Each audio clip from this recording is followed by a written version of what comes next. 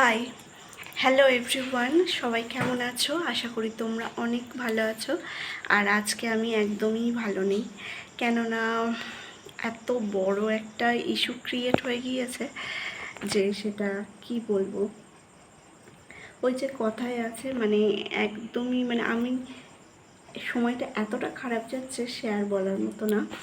এতটা পরিস্থিতি খারাপ যে কিসে কি হয়েছে, প্রতিদিনকার করা জিনিস আজকে কি হয়ে গেল কে জানে।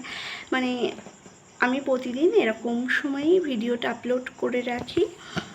এবার যতক্ষণ সময় লাগে, ওটা তো একটা মিনিমাম সময় লাগে। আর আমাদের বাড়িতে নেটওয়ার্কের প্রচণ্ড একটা প্রবলেম হয়, যার জন্য অনেকটা সময় লেগে যায়।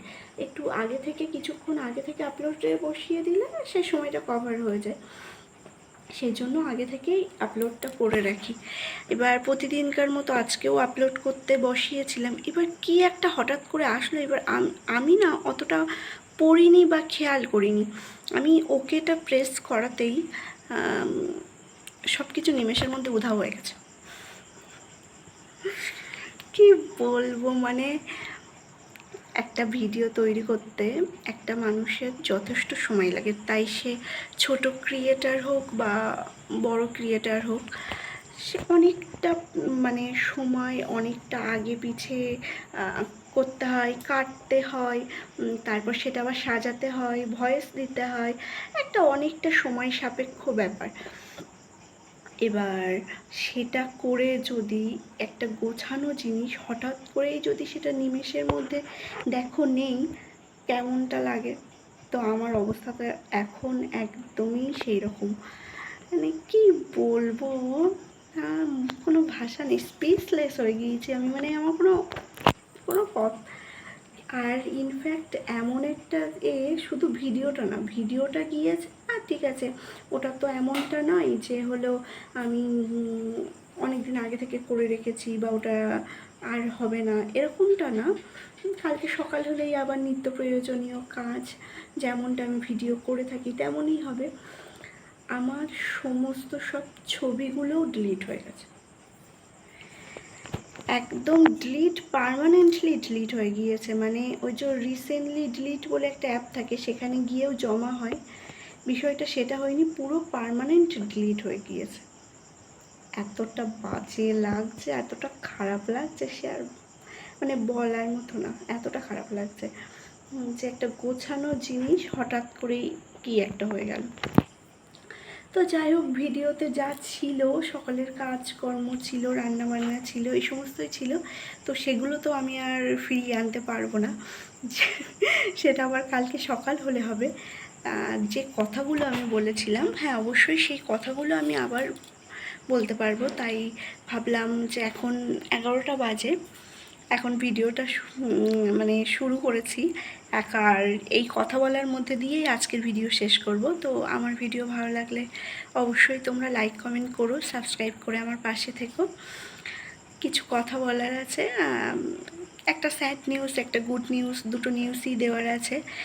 স্যাড নিউজটা প্রথম শোনাটা দরকার, কেননা আমার মতামত অনুযায়ী যে একটা দুঃখ জিনিসটা আগে ফেস করা উচিত।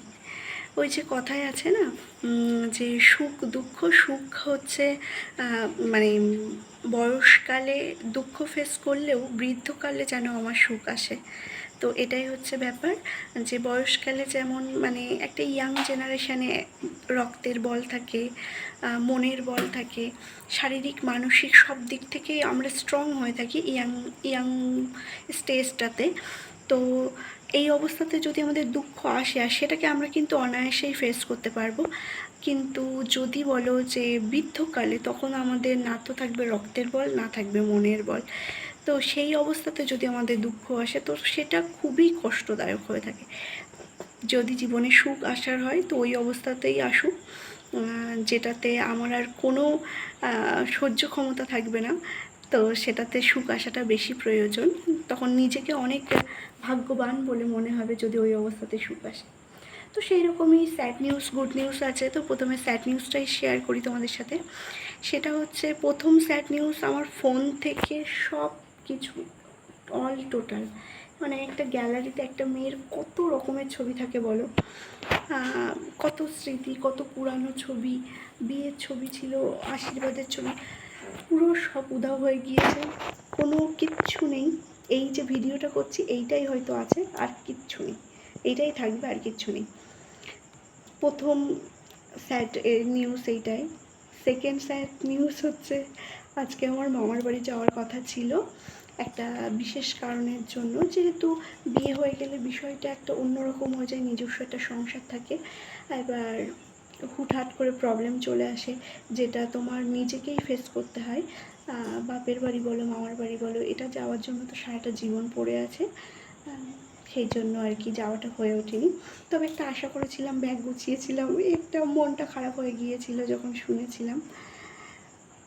দুটো স্যাড নিউজ। আর গুড নিউজ হচ্ছে একটা, সেটা হচ্ছে আমার ফেসবুকে একটা ভিডিও 1 মিলিয়ন হয়েছে, যেটা আমি অবিশ্বাস্যকর একটা ব্যাপার।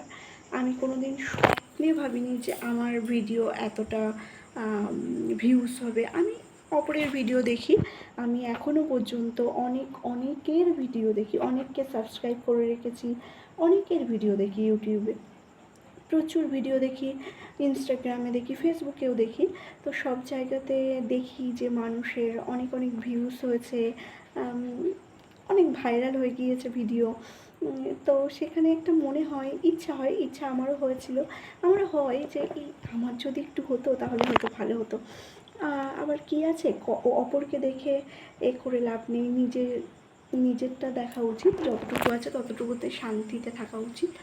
তো সেই ভেবে চলো কোনো না কোনো একদিন তো হবে, এই ভেবে একটা কাজ করি।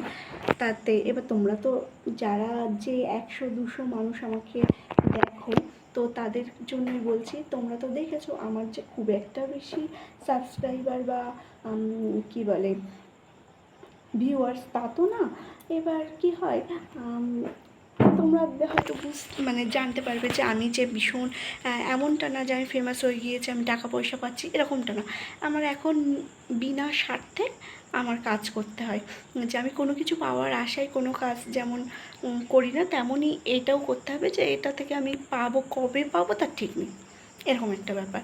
তো সেই হিসেবে কাজগুলো করি মনের থেকে ভালো লাগা, যে নিজস্ব একটা নেট আছে, ফোনে টাকা মারি, যে নেটটা আমি পাই সেটা আমি নিজের কাজে খরচ করি, এই ভেবে আর কি করা।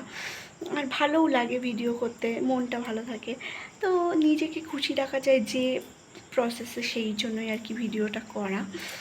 তো ভীষণই খারাপ লেগেছে আমার, সত্যি। আজকের ভিডিওটা একটা খুব সুন্দর গুছিয়ে একটা ভিডিও করেছিলাম, যেটা একদম ডিলিট হয়ে গেল। এত রাগ হচ্ছে মন থেকে, সে কাউকে প্রকাশ করতে পারছি না। রাগ হচ্ছে, কষ্ট হচ্ছে, যা হয়েছে, সব কিছুকে ওয়েলকাম, যা হয় হোক। আর কী বা বলি, এই। আর হচ্ছে তোমরা ভিডিওটা দেখতে থাকো, কমেন্টে জানিও। তো আজকের ভিডিও এখানেই শেষ করলাম। আর আমার এই ভিডিওর শেষে আমি ওই স্ক্রিনশটটা তোমাদের সাথে অবশ্যই শেয়ার করব, ফেসবুকে যে ভিডিওটা 1 মিলিয়ন হয়েছে। তোমরা বেশি সাবস্ক্রাইব করো। তো আজকের মতো এই পর্যন্ত, সবাই ভালো থেকো, সুস্থ থেকো, দেখা হচ্ছে একটা নেক্সট ভিডিওতে। টাটা। যে স্ক্রিনশটটা দেওয়ার কথা ছিল, এটাই হচ্ছে সেটা, যেটা 1 মিলিয়ন ভিউজ হয়েছে। আর ইউটিউবে এটা দেখলাম বেশি একটা হয়নি, 63,000 মতো ভিউজ হয়েছিল। তবে ফেসবুকে দেখছি, আজকেই দেখলাম যে 1 মিলিয়ন ভিউজ হয়ে গিয়েছে। দেখে তো প্রথমে আমার বিশ্বাসই হচ্ছিল না, তারপরে অনেক 2-3 জনকে জিজ্ঞাসা করেছি ফোন করে রীতিমতো, যেমন আমার ভাইকে, তোমাদের দাদাভাইকে, সবাইকে জিজ্ঞাসা করেছি। যাই হোক, থ্যাংক ইউ সবাইকে।